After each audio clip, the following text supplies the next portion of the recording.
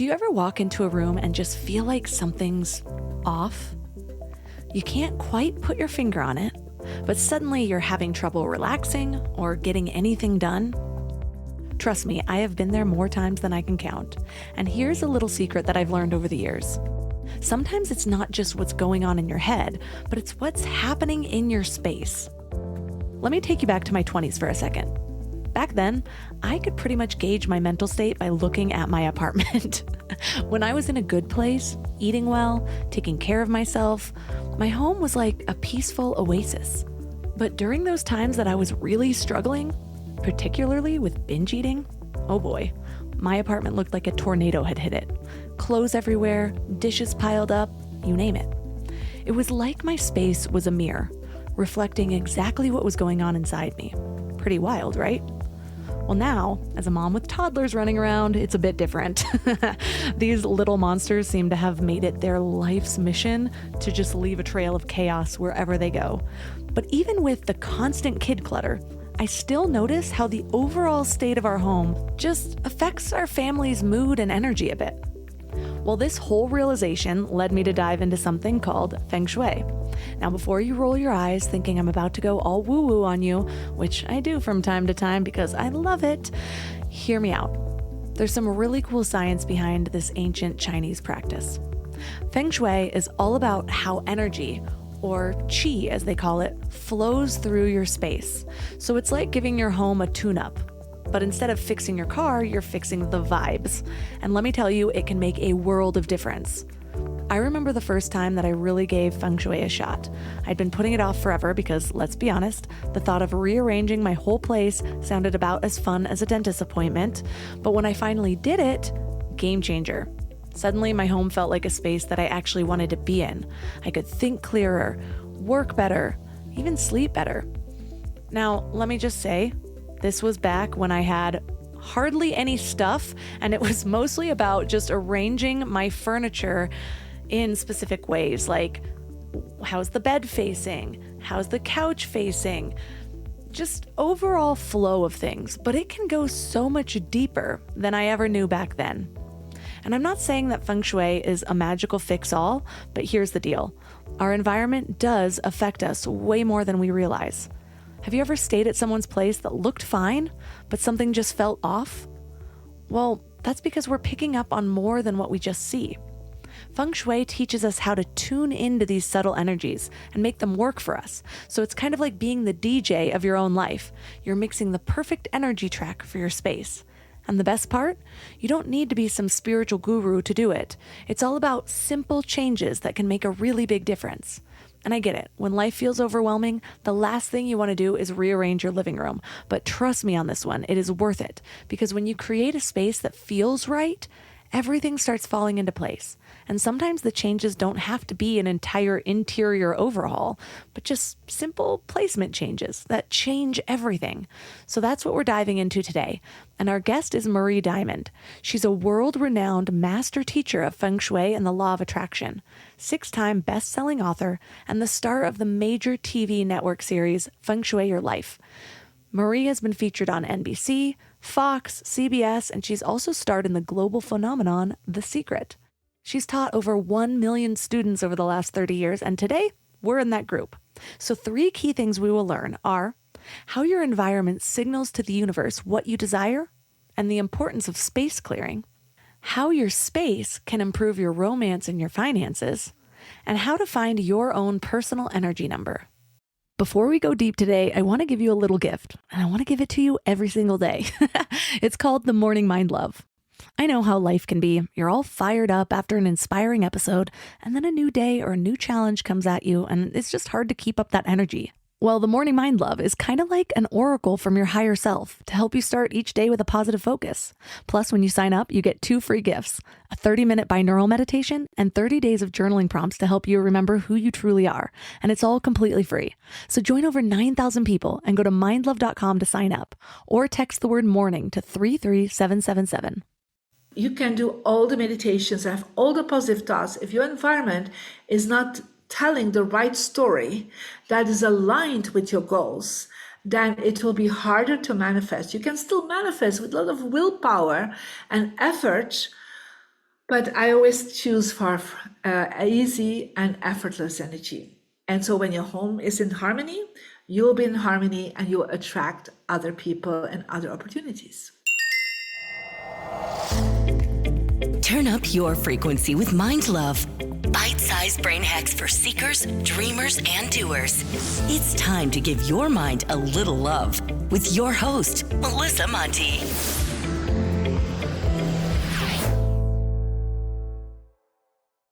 So, what inspired you down the route of Feng Shui?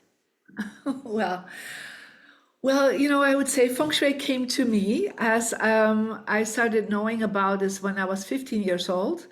I had a near-death experience at 15, and when I came back out of it and I started my healing process after, a lot of physical challenges, I asked my spiritual mentor that I already had at that time, what did I do wrong? Like, why did I attract this? Because I was already into creating vision boards.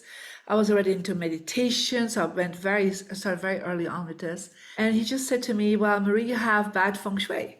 And this is the first time I heard about it. And he indicated to me that I needed to really move from my bedroom, like move my bedroom, change the colors, change the images around me. And so that's what I did. I moved into the room of my brothers that already had, moved on out of the house. And then literally I started painting and changing the information around me. And that's how I started, like very basic information with feng shui.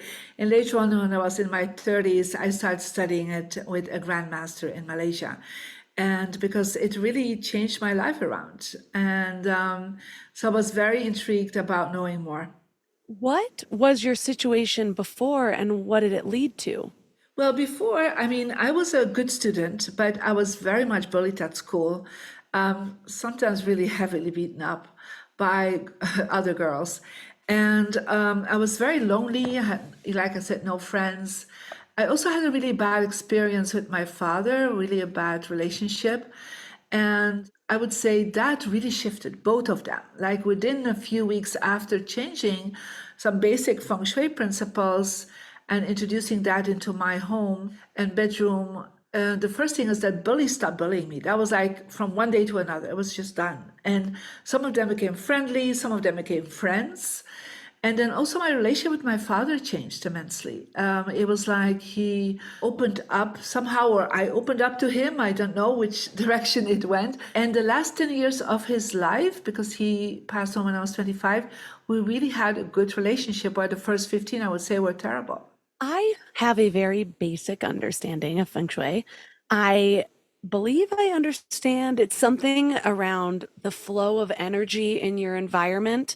Read simple things like maybe facing the bed towards the door, but that's all I know. Give us That's an it. overview of what we should know. Yeah. Well, feng shui, first of all, is an energy system that is around for thousands of years. And I would say it's kind of comparable with acupuncture, with Tai Chi, Qigong, but it's actually based on the same principles, principles of flow. But this is not about the body physically, but about the body around us, namely our home, the place where we live, sleep, and work. So you can kind of compare with a body. And then by putting certain elements, and even Chinese medicine is based on the five element theory, that every organ is connected with a certain element, if it's water or fire, and then the way you are eating and the way you take medicines will balance things out. So they always go for a balanced way of living. And if you do acupuncture, they will put, needles or pressure, acupuncture pressure points. And so in a way, your home has also acupuncture pressure points. Yeah, but it's very personal. It's connected with you and your birthday and when you moved into the space that you're living in. And so you have to think this like I put five elements in. So that means there's water we're working with, that's like a fountain. We can work with fire, there's like candles. We can work with crystals for earth. We can work with wood, that's plants, and metal, that's like metal objects. But every element is connected with colors, is connected with forms, connected with parts of what they represent in our life. And so by placing certain things around you, you are harmonizing the body around us. And when we do that, we're actually creating an influence on us. And so one of the first things I learned from my Feng Shui master was that there are three parts of manifestation, three parts of what we would call the law of attraction. As some of you know me from The Secret, the hit movie and bestseller, where I was one of the teachers in, is that for attracting and manifesting, he said there are three parts that we need to focus on. The first part is your spiritual part, and that is, you becoming connected with a higher source. Is that your higher self? Is that God?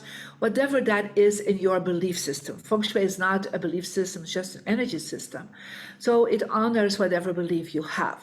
The second part is really making sure you manifest in the right way by taking positive actions, have positive thoughts, have positive emotions, doing the right things to be a good human being, right? And that is what we call the human aspect of manifestation. But there's a third aspect of manifestation, and that is actually your environment. So wherever you live, sleep, or work has an influence on you. And for thousands of years, they were holding that knowledge more in China and Asia. It's only in the 80s, late 70s, I would say, that information started coming into the US, in Canada, in Europe, and now it's practiced all over the world. But it's an ancient system. And I was very lucky to being studying with a grandmaster in Malaysia that accepted me as his first European student because I'm originally from Belgium. And but for me, it made so much sense how a lot of people try to manifest something or change their mind or heal their body, and they're focusing on their body, what is of course important, or focusing on their mind, but they forget that their environment is for 33% influencing subconsciously our mindset and our body and our emotions. And we all know that somehow. Like we go to a place and we're like, oh, I don't like the vibe. Right? And then you don't hang out there. And then the other place, you're like, oh my God, I love it here. And it's not that it's aesthetically always pleasing, it's just there's a vibe there, right? Or we know it as, women, for example, like, oh, something is off in my home. We start cleaning and decluttering and, reorganizing and, painting something or hang new things out because we don't feel good anymore in the space that we were in. Yeah. So what I have learned over the years is that it's such an easy way to change the energy, because changing your mindset, it takes time. Changing, doing the right things for your body, it takes time. But changing your desk or hanging something different or coloring it in a certain way, it actually makes life a little bit easier and more effortless. And so I always say that subconscious is working nonstop for you in your office, in your living room, in your bedroom. And so everything around you is what I call like a 3-dimensional vision board. So everything around you is giving you messages nonstop. The clutter is giving you messages. That image that hangs above your headboard gives you a message. That color that you have in your living room makes you feel a certain way. So the whole point is that we want to create harmony and balance. And based on that, we feel that we are starting healing, we start having more positive thoughts and better feelings. When you say that everything around us is giving us messages, what are some examples of the messages that something like clutter or maybe the negative things in our environment that might not look negative on the outside, but is giving us that subconscious message? Like, what are those messages? Well, I'm going to start with yourself, because when I look at you, you'll have a vase with dead flowers behind you. It's a Zoom background, so Okay. It's in the Zoom, right? But still, you're looking at it yourself, right? So, but let's say it's really there. So if you have dead plants, dead flowers around you, you actually have decay around you. So it means there's no life force in it. Yeah. So, but on the other hand, for example, you have beautiful pictures in your Zoom background that are like lush plants. Yeah.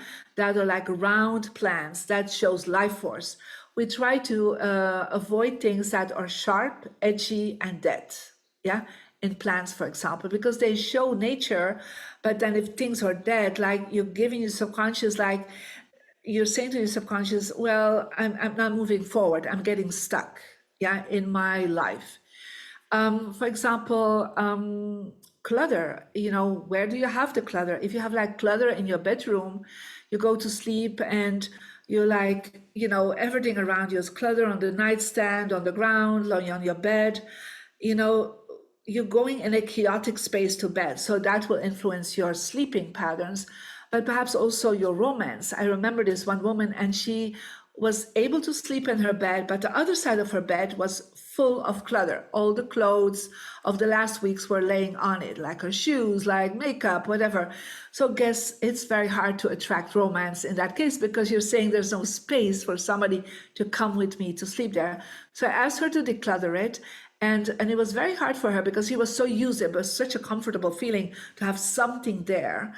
And anyhow, she did that. And like within a few weeks, she attracted for the first time in 10 years, romance in her life, because she created space for it, right? If you have the clutter at your entrance, like shoes on the ground, not organized, the coats hanging, like full of, energy that is like, feels like a little bit stuck, or you have dead plants there, or a carpet that is not nice anymore. Each time you come in, you say to from the universe, like, you're not so welcome here. Then don't be surprised. People don't feel welcome in your life, or your children don't feel welcome, your partner doesn't feel welcome, or money doesn't feel welcome, right?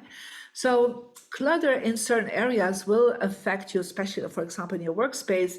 When you're working, you need to organize things before you start working, so you have more clarity, more focus. So this is like what clutter can do.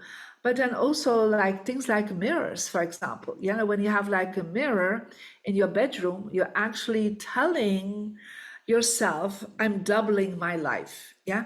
But doubling your life means doubling your weight, doubling the people in the bed. If you're single, you're doubling somebody already there, but nobody's there physically. Could be doubling your health issues. Yeah. So there are some tests that have been done, studies in Beijing at university, that when people have mirrors reflecting their bed, they have a higher blood pressure, more likely to have a higher blood pressure, and more inflammation, more lack of red blood cells, what can lead to not having enough oxygen in your body. So the moment they take that away, and I've seen this over the years, people sleep right away better. Yeah, they it's like their immune system is doing better, and whatever they're doing for health program, or if that's regular or alternative healing programs, they start doing better. Yeah, so there are just some simple things that we can do to really change our life, that where we live.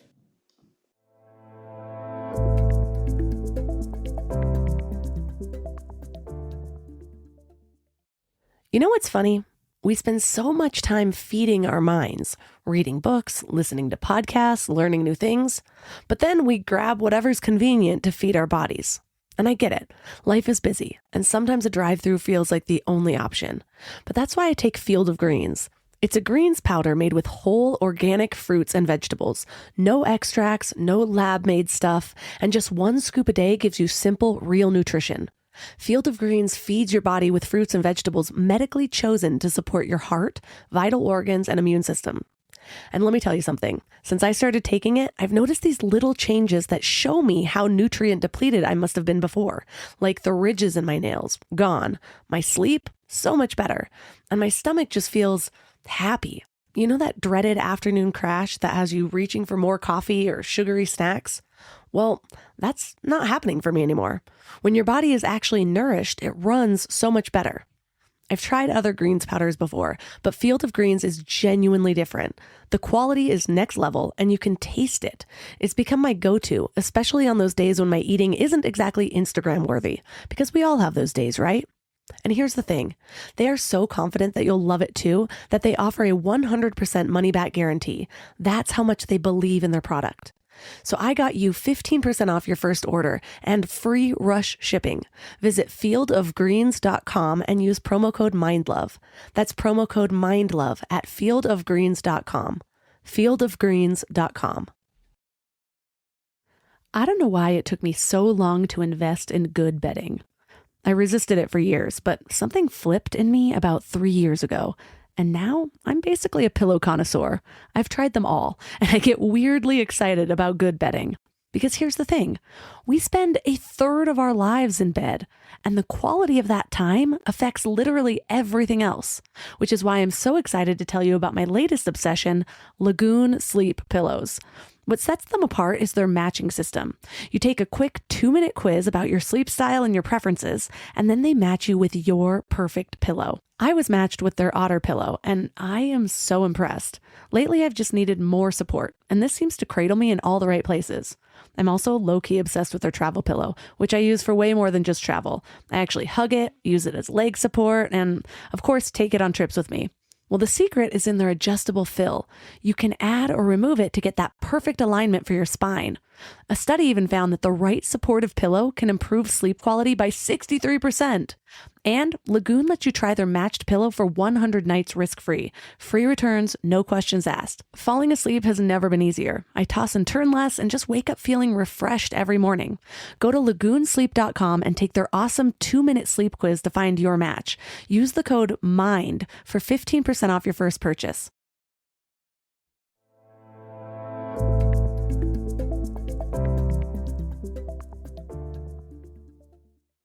That's fascinating. The thing with the mirrors. I would have never guessed that. I was just thinking the other day, I should probably get more mirrors in my home. It would make it look bigger. But rethinking that completely. Well, I would say, yes, there are places I would definitely put mirrors, right? So, like, for example, you come into your entrance, I would never put a mirror across of your door because you're saying get back out. The energy goes back out. But on the side, left or right, it could create some feeling of spacious.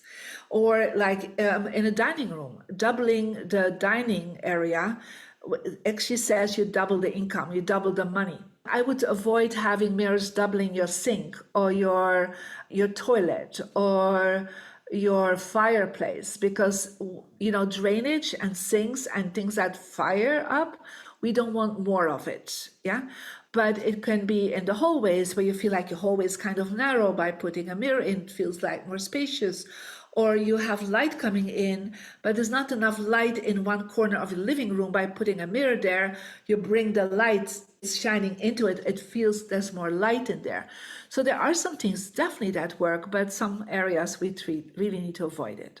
So it sounds like you mentioned earlier, it's more about the flow of energy when you're really considering, okay, what is this object doing, changing with the energy in that specific location? Correct, but it's also based on your birthday. So what I always suggest to people is to get my free Marie Diamond app. So they can go to App Store or Google Play Store and put in Marie Diamond. And there they will be asked to put in their birthday, day, month, and year, and their birth gender, because it connects in with your original DNA. So it's a kind of a calculation. It's not numerology in the traditional sense. There's a formula behind it. And then people will get a number between 1 and 9. And so when they do that, they will also see a saying your diamond compass.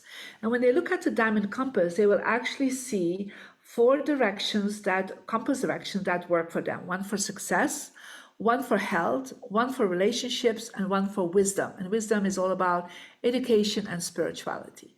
And they will see there will be 4 areas that are empty. Now, what does it do is that when people activate these directions that are good for them in a bedroom, in a living room, in an office, places where they spend at least 3 to 5 hours a day or night. So not like in a kitchen or in a bathroom, because you don't hang out there. And when you place there certain things that activate it, like in a success direction, for example, my success direction is behind me. Yeah. So I don't look at it, but it's activated. So it's activated with books, my books. It's activated normally with a vision board because normally I put my vision board there. It's activated with my awards. It's activated with images of successful people. So I put things in place like I create like a success energy in that success direction. That is for me a good thing. My husband never uses my office space. Yeah. So he is mostly in the family room. So I will focus on his success direction in the family room. Yeah, because that is what he likes. For him, success is his family. So I put a picture of his family. He loves cars. So I put picture of the cars. He loves Formula One. He's retired, so he doesn't have a career anymore. So I put things that inspire him, that he feels, is great for him in his passions in life. Yeah. And so the relationship direction is, of course, different for a bedroom than for a workspace. In the bedroom, you'll focus on relationships that are romantic. Yeah. So you cannot have ever a picture of yourself by yourself in the bedroom, because you're saying, I'm okay by being single. So put a picture of a couple. If you are in a relationship, put a picture of you and your partner in your relationship direction, or two hearts, or the word love, or something that symbolizes for you a loving relationship. But in my office, in my relationship direction, I don't have, romance, right? Because my partner and me are not together in a business. So I do have a globe there, because I have students in more than 190 countries. So I have a globe there. So when I see a globe, I think about all my students. Yeah, I'm a global speaker, global author. So I put that there. But I also have, for example, images of me and my team. Yeah. So, or people that are very important in my life, in my business. Could be also images of, or books even about relationships, about marketing, about your teamwork, like whatever you place there. And everybody always has something to place there to activate it.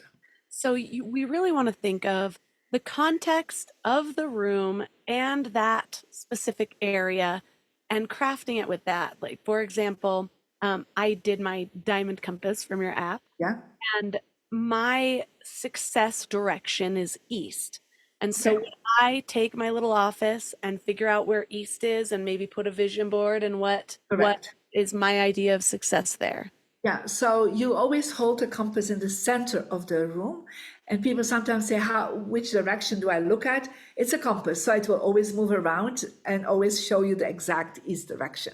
So east for you, it's interesting. You have a beautiful plants around you in the background. So a plant for the east, the element wood is very strong there. Yeah. So put a beautiful lush plant there, or bamboo, or not dead plants, right? Because then you're not attracting success. But it can also be your logo, Melissa, of your radio show, or could be logo of your company. It can be books that of people that inspire you for success, for wealth. I also would suggest, especially for this year, for you to add a little fountain in your success direction, because there's a lot of new income streams coming towards you this year. If you add some water, but always add a plant also, because if there's no plant to give it water, then it's not growing. Yeah. So, but it can be other symbols of success that for you, you feel aligned with you. Yeah. I don't know what that exactly is, but I always say to people, make it as personal as possible. I have friends who really like to pack their space with stuff. And they say that it makes them feel good because it's all things that maybe they think are beautiful or sentimental in different ways. But I know that space clearing is a pretty critical part of Feng Shui. So, how do you decide what the right balance of the amount of stuff is, especially when you're the kind who tends to lean more toward clutter? Yeah, it's not always easy, but I always say to people, at least try to get rid of 10% of what you have at this moment, because you need to create like a flow, right? And so I would say the universe wants to bring new energy in, and you ask for new energy, new opportunities, new relationships, like better health. You're asking for it, but you're saying, I'm not going to change anything. Like, that's the craziest idea. If you want change and you don't change anything, right? So you can start literally with letting go of 10% of your books. Give them to, put them on a vintage app, or 10% of your clothing or your shoes, or going through your files and thinking like, do I still need that? Like, I sometimes, before I know it, I have a pile up from things, right? And twice a week, I just take and go through it like, oh, I don't need this anymore. I don't need this anymore. And reorganize everything on my desk. So it just creates an openness of your mind. So I always say to people, ask yourself the question, what you have, will you use that in the next year? Yeah. And so it's not about, does it bring me joy? Because there are a lot of things that bring me joy, but I don't want them around me. Yeah. So that's why in the book Feng Shui Your Life, I actually have a very special method that I've been using for years. We call it the 5 box system or 5 box system. And when you go through things, you look at what is it that I really need to keep? What is it that I can give away to friends, to family? What is it that I don't really need anymore, but I can give it away to goodwill? Perhaps some things are broken. They're just, they're just not usable anymore. Then you put them in the trash. And then the last one is, perhaps you want to sell some of these things that you have. There's some things that can make you money. Why don't you give that away instead of storing it? Yeah. So as you're doing that, and I always suggest to ask somebody to help you, like could be a partner, could be a child, and ask yourself the question all the time, like, do I need that in the next year? Yeah. Now, some things you want to keep because it's a memory, great, but not everything is a memory because so many things have a story. Like, oh, I'm going to keep that because this was given to me by my aunt and this was given by my grandmother. Now, it's possible you want to keep it, but then put it in a box, yeah, and put it in the storage so that it's not all the time around you because everything is information. And the question is, if you feel you're stuck in your life, if you feel nothing is moving forward, you feel there's not enough cash flow, you feel you don't have new friends coming into your life, then you need to change and let go of some things that have to do with the past so you're creating a better future. My husband and I, we are pretty funny when it comes to our approach to things. We come from completely different backgrounds. Yeah. My mom has pretty intense OCD with cleanliness, and then my grandma is just known for just giving things away. She actually donated.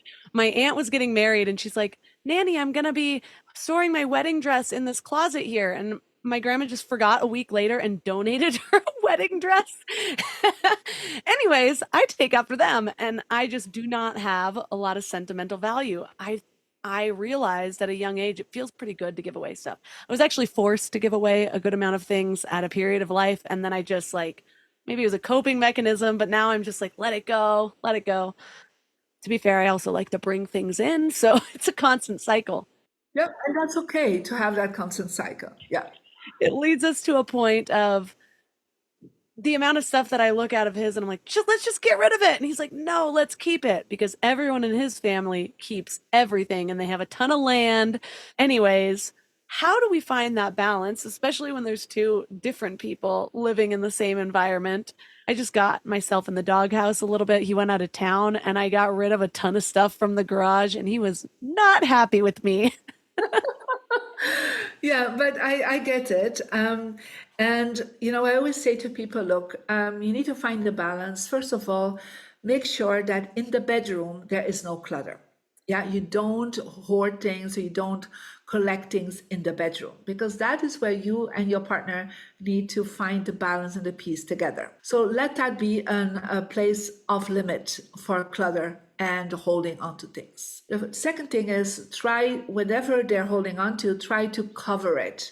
So it could be in closet, so it's not so visible. So that's another thing you can find some balance in. And then even if you put it in the garage, make sure it's nicely organized in boxes and just, have a commitment with each other to go over it every 6 months. To just say, like, let's go over at least 10%. It doesn't mean you have to get go of everything, but just keep the flow going. So, because before you know it, you have again a lot of things, right? And so we have a deal here in my family, also with the kids. I train them from young on, like, every 6 months, let's look at your stuffed animals, let's look at your toys. What can we give away to people that don't have as much as you do?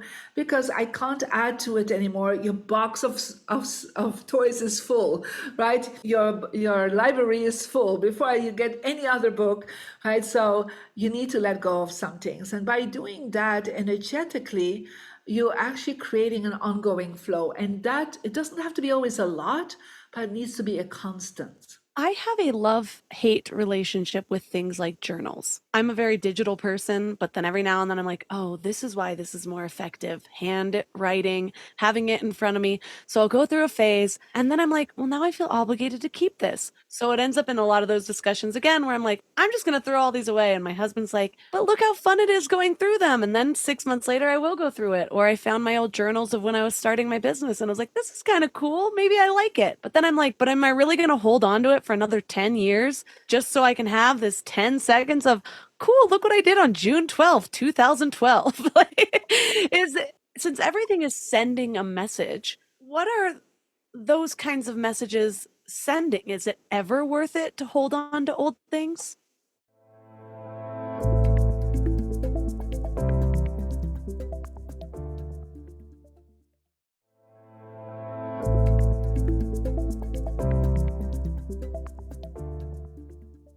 Since everything is sending a message, what are those kinds of messages sending? Is it ever worth it to hold on to old things? Well, you need to find a balance in it. Like what I do with like vision boards, right? Like I have vision boards from like, I don't know, 30, 40 years ago.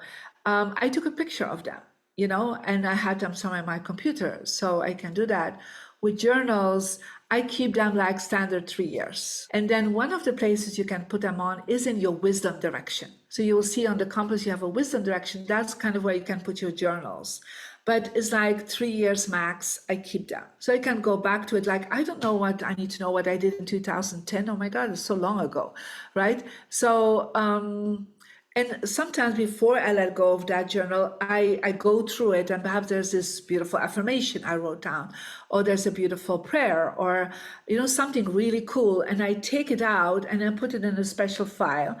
And it's called my journal file, and I put it in or I can put it online, or I can put it in a file and put it in my wisdom direction. So I did the same with like old letters, in the time we're still writing letters and cards, right? I just would go through them and like, from that friend, I'll keep 2 cards. From that friend, I'll keep 2 letters to kind of have a little bit of a memory for it, like to put in my memory box.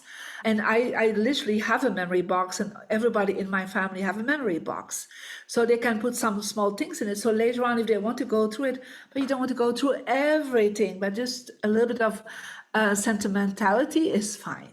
I like that idea of limiting it to one box. I'm passing this on as non-negotiable wisdom to the rest of the people in my family. Just Okay. so you mentioned getting your energy number, and an easy way to do that is through your free app. What does the energy number tell us, and how do we work with it? Okay, so the energy number, first of all, gives you an indication of your energy archetype. So for you, for example, you're the healer. So you love working on healing, or bringing people in to talk about healing. And it can be healing the mind, the body, relationships. It can be very broad. Some other, for example, I'm a connector. So I love connecting the dots. I love connecting East and West knowledge. I love connecting people. I'm a big networker. Somebody says, oh, I need somebody like, I already know, like, let me go into my phone. I know exactly the person that you need. Like that's kind of my energy flow. So every number connects with a certain energy flow. And then it also gives you the 4 compass directions that work for you. Yeah. And one is for success and money, health, relationship, and wisdom. And so by activating these directions in your environment, by using the compass, but also if you can, is looking at that direction. For example, if I would have a romantic dinner with my husband and me, I would make sure that he is facing a good direction and I'm facing a good direction. I have my compass with me on my phone and like, oh, sweetheart, that's the best table there, right? Because we are always in the right flow. Or if, for example, I do healing practices, like I do exercise, like I do Qigong in the morning, I would make sure I look at that direction because that's where the wind energy comes from. So the wind is the flow of energy. So the flow of health for me comes from Northwest. For you, it comes from probably the South. So it's all about a different direction. And so, if, for example, I meditate, I face Northeast. for you that will be different. And so what happens when you face these directions, your brain waves will go easily to alpha and theta level. When you are facing one of the directions that is empty on your compass, you will be easily go into beta. And when we're in beta, we don't heal, we are not concentrated, we go easier in fear, we are hanging on in the past. Well, when we're facing a good direction, we're focusing on our frontal cortex and we have positive vibration. We're creative, we're excited, we're optimistic, and we're looking for the future.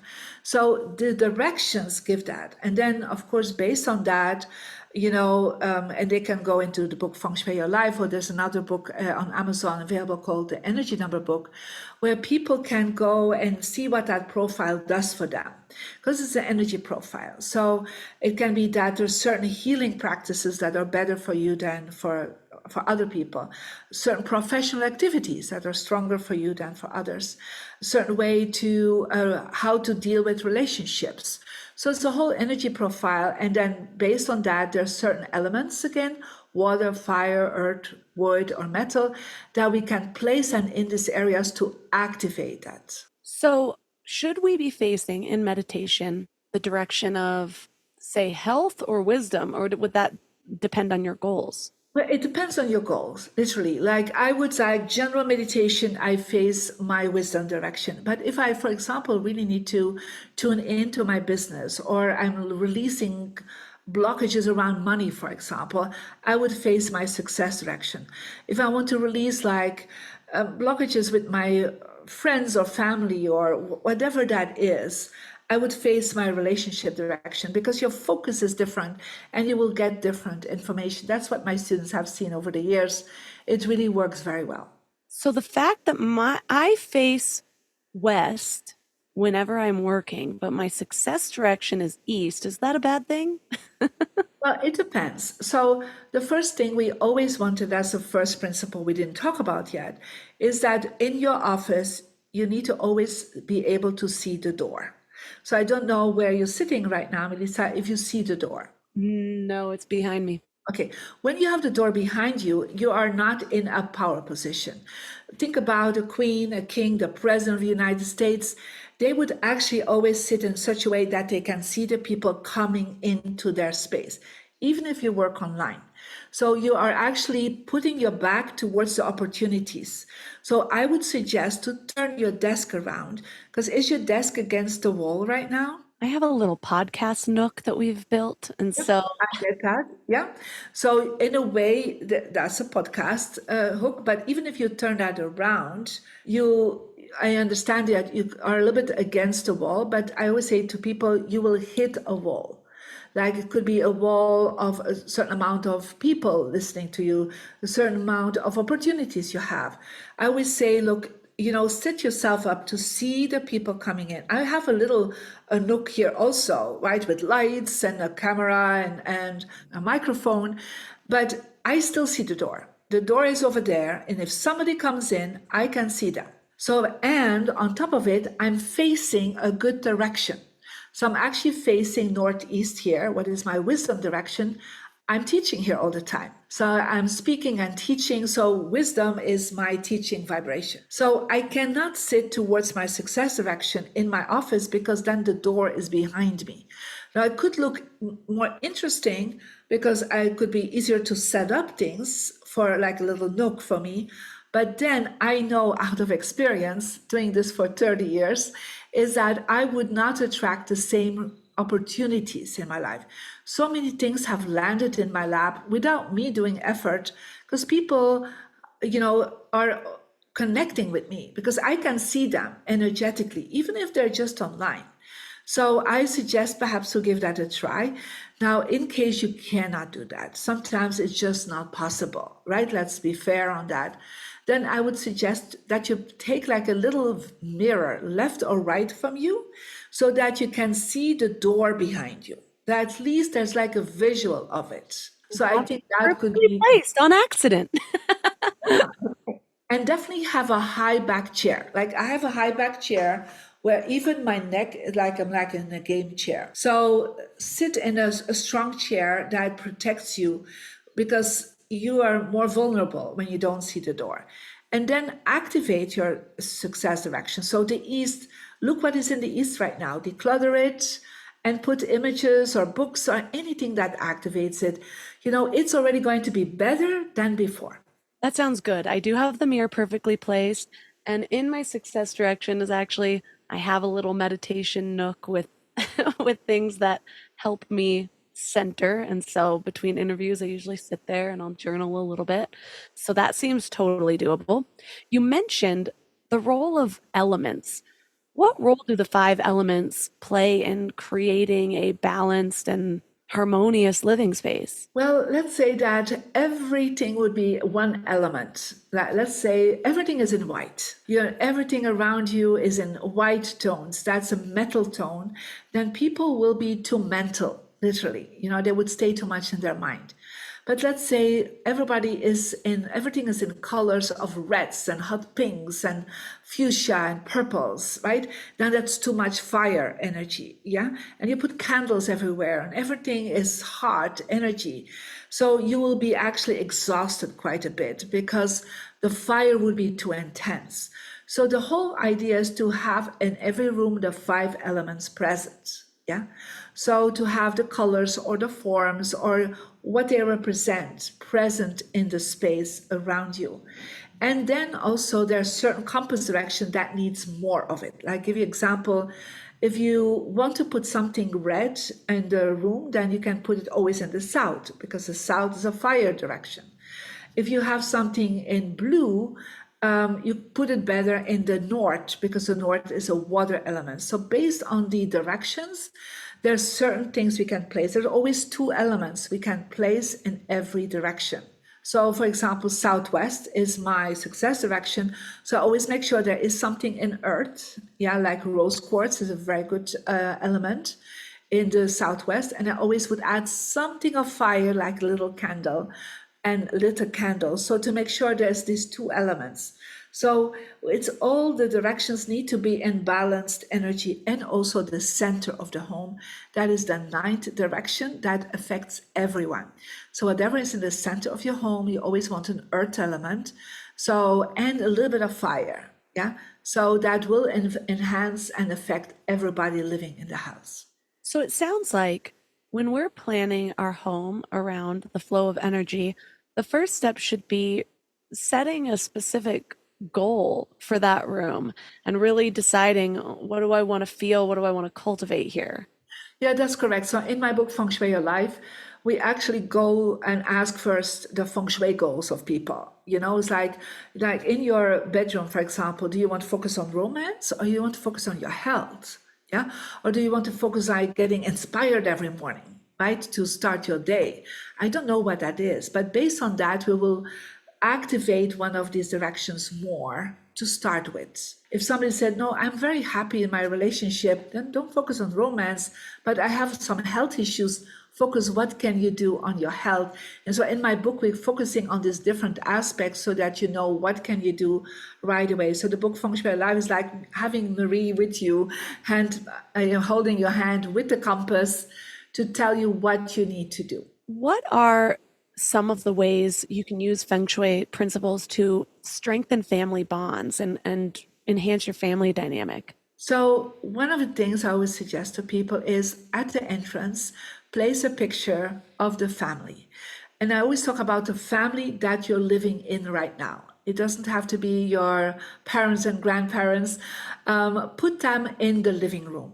You don't want to have these images in your bedroom of the family because that is a very romantic area. You can put there pictures of you and your partner and also with your children, but don't focus too many times on the children because then all the children want to come and sleep with you. And I've seen this many times. So make sure that the children are activating their own bedroom. But definitely your living room, your family room, make sure there are some pictures and you can kind of work with two directions. Any family that you come from, like your parents, grandparents, your nieces, nephews, like your family where you belonged, that you can put in the east section of the living room. Anything to do with the future, That means your children, grandchildren, great grandchildren, you can put it in the west of your living room, because the east stands for the past relationships and the west stands for the future relationships. And then let's say you want to activate your relationship with your mother or your grandmother or your sister or your daughter, then focus on getting a picture where you are also in, if possible, in the southwest. If you want to focus on getting better relationship with your father or your brother or your sons, place a picture of them in the northwest. So this is how you can strengthen the relationships in the living room. What if the goal is along the lines of self growth, like cultivating wisdom and intuition? What are some ideas for that? So definitely looking into your wisdom direction. So I know you have like a little altar where you center in the east, but it could be that it's not enough towards your business. So that you need to perhaps look more the centering place, a more spiritual self-growth, focus on your wisdom direction, because that will ultimately give you a better strength to center yourself and to grow as a human being. So sometimes people put too much of that energy into their bedroom. And so I've seen too many times people focusing too much on spirituality in the bedroom, and that can affect their romance, especially when they're single. So be careful with that. Yeah.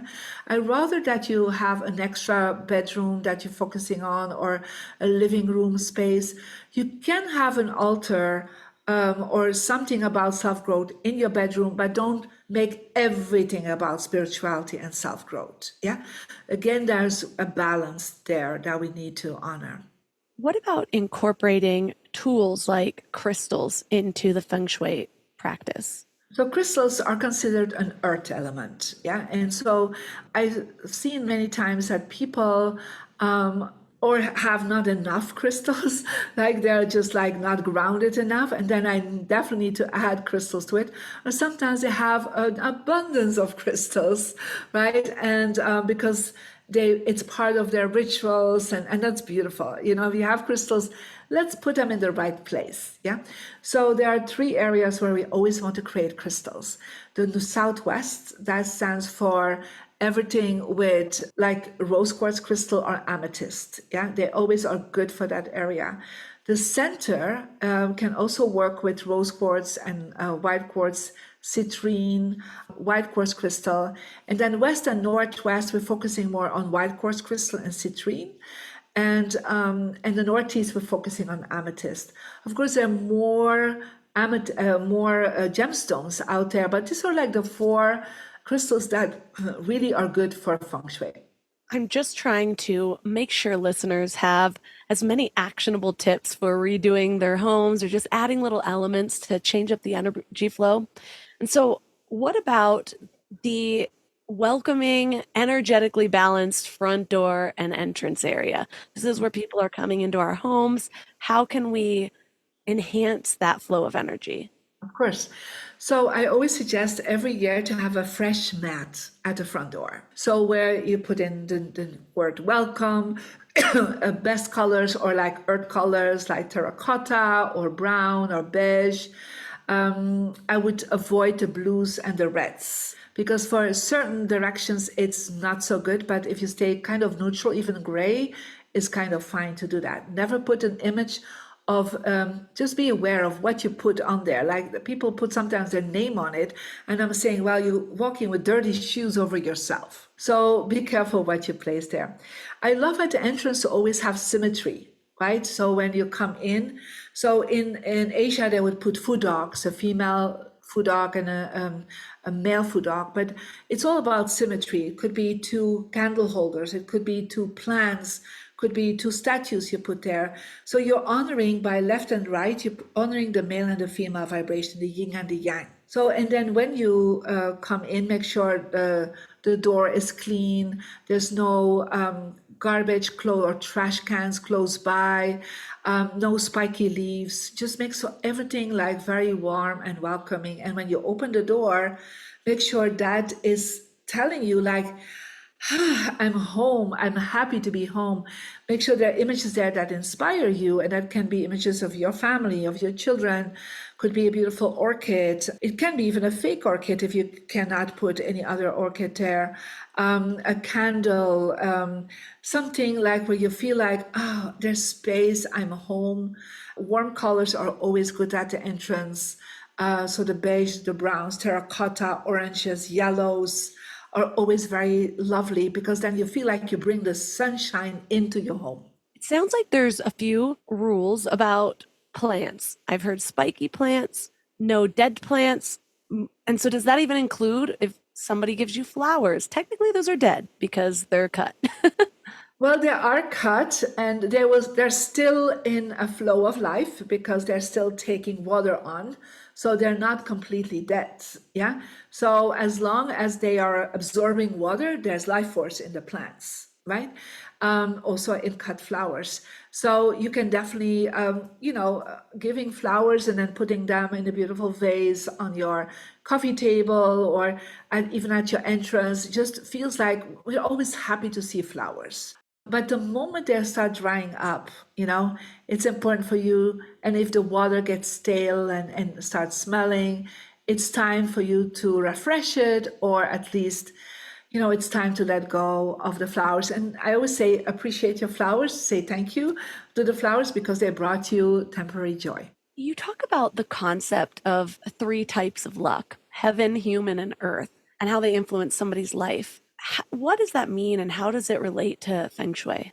So I kind of shared already that's the three parts of manifestation. So I've seen that over the time, some people are very focused in self-growth and self-help to create a positive mind, to have feelings of gratitude, to take massive actions, right?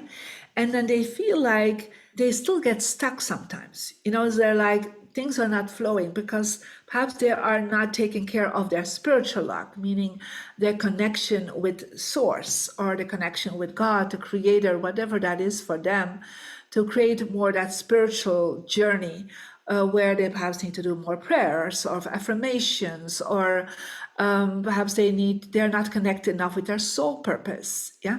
So we need to have that in balance. And some people are very spiritual. And like I remember this couple, and they were, probably one of the most spiritual couples I've ever seen. But their life was so stuck. And so I asked them to come to see their house, and they refused. And they said, well, Marie, we downsized and we don't want you to see this house. And I insisted. And they were taking a lot of meditation classes with me because it's part of what I'm doing. And I was like, I feel like you're stuck. Something is not happening. So I came, by surprise by their home. And I literally couldn't walk into their house because there were so many boxes that I literally had to go sideways through the door. Yeah, to into the living room. And the woman could not even sleep in her bedroom anymore because of all the boxes. So I said to her, this is your environmental luck. You can be as spiritual as possible. You're amazing human beings. I know you're super grateful. You're having goals and you do all the affirmations and wonderful things. But you're telling the universe there's no space for change because your manifestation happens always in the place where you live. So I asked them to take out all this to a storage unit. And so they start doing that. First of all, the couple start doing better because they were really at the edge of not communicating with each other anymore unless they were meditating together. And then at the same time, they start finding jobs because they had both been laid off. And it was like a crisis in the United States. And then they start finding new jobs and they found a better and a bigger home and they got back on track. So I always say these are three parts of the good luck that we have. And most people don't understand your environment is the easiest to change. It's the fastest to change also. So many times people have said, I've changed this, Marie, and within a week, we literally say within 9 days to 9 weeks, you see something shift. This is what we have seen. And it's like there's a new flow. And when there's a new flow, well, life force is coming in. Like if you would see a dry riverbed, nothing can grow, everything extincts. The flowers, the plants around the riverbed, the animals, everything extincts. So if your home looks like a dried up riverbed, you can sit there and pray all your day and all night long. Nothing will change unless you bring water in. You like bring flow back into that riverbed, and then within a year there's lush plants and flowers, and animals come in, and there's like an oasis that start happening again. So look at your home. Is your home an oasis, or is it a dried up desert or riverbed? So if you can do all the meditations, have all the positive thoughts, if your environment is not telling the right story that is aligned with your goals, then it will be harder to manifest. You can still manifest with a lot of willpower and effort, but I always choose for easy and effortless energy. And so when your home is in harmony, you'll be in harmony and you'll attract other people and other opportunities. So if we are looking at our energy flow and identifying the areas that need improvement, how do you recommend somebody does that if you are giving them direction? What are they looking for? Is it their common areas of movement throughout the day? Like, do they look at their daily routine, where they go, how would you direct How do you people? start, right? How do you start with that? Well, we have a really good exercise, but I want people to become aware, right? So take a notebook and literally open the door again and think, if you would be God, if you would be a guest, if you would be the universe, and you walk in, like, look with fresh eyes in your space. Like, where are you spending the most time? Yeah. Let's say you're spending the most time in your living room. Perhaps you are having a social life there and you're working at the same time there. Well, then first start there and feel like, at the end of the day, do you feel exhausted? At the end of the day, or when you start working there, do you feel energized, or do you have people coming over, or nobody ever comes over? Like, look at what is the problematic that you have, right? If you're, for example, or in your bedroom and you're working there and you're sleeping there, then you have like two activities there that are contradictive, because sleeping and working, it's a different time of your day and night. So I always suggest to people then, in that case, make sure that you put a screen, like a Japanese screen, in between your bed and the place where you work, so that as you work, you don't see your bed, so your focus is on working. And when you're sleeping, put a screen in front of your desk so your focus is on sleeping, because you're getting all the time a different message to your subconscious mind. So look at what is your situation. And people will say, well, I just live in a 1-bedroom apartment. I mean, I lived in a 1-bedroom apartment when I started using Feng Shui. Yeah, literally, when I really started practicing Feng Shui, I had a little studio, right, where I had my kitchen and my sitting area and my bedroom, but still you can activate it, because you don't need a big budget for that. You don't need a lot of space. You just need directions, and knowing where your good directions are for success, health, relationship, and wisdom. Activate them. And by placing the right things and the right colors, like, something starts shifting for you, because you start feeling better at your place. So I've seen this, and one of the things that people can do, they can actually go to my TV show, Feng Shui Your Life, that is right now currently playing at Tubi. That's a Fox streaming platform. And one of the places there is a young actor that has just a studio, right? And we place things differently, and all his career started opening up, because every place can be feng shuied. So it's a bedroom, or if it's literally a castle. But for me, what I start doing is to try to get with very practical, simple tips that everybody can use it, even if it's in 1 bedroom. I love leaving people with one thing that would make the most impact from everything that you know about Feng Shui. We've given them so many actionable things, but say they only had the capacity for one change. What would you suggest that is?